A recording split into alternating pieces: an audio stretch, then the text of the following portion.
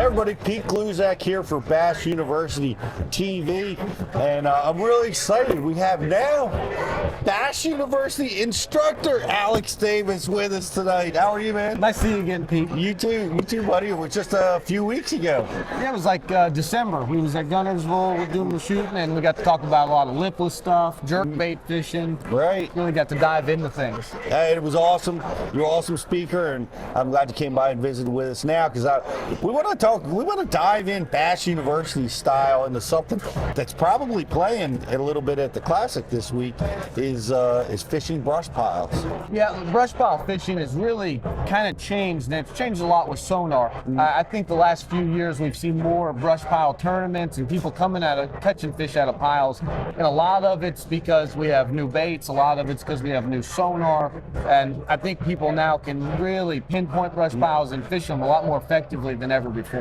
Yeah, and they're such a important component, right? Because they draw bait, they draw bass. I mean, everything happens around the brush pile. Yeah, and a lot of lakes that don't have features on the bank. You know, if it's a grass lake, that I actually just fished a tournament at Rayburn, and it had very little grass. And come to find out, it got one out of piles. So a lot of times when you lose cover on the bank or vegetation, those fish got to live somewhere. They have to have a piece of cover, and brush piles is the new thing.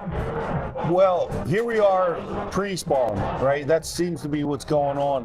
How does brush play into that pre-spawn pattern? Where are those brush piles located? Where are you looking for those? So when we went to Rayburn a few weeks ago, they was in drains. That's a big thing in Texas. Everyone, drains. And what was weird to me, a lot of times when I think brush piles, I'm thinking, put them off of docks. Don't put it on the dock, put it away from the dock.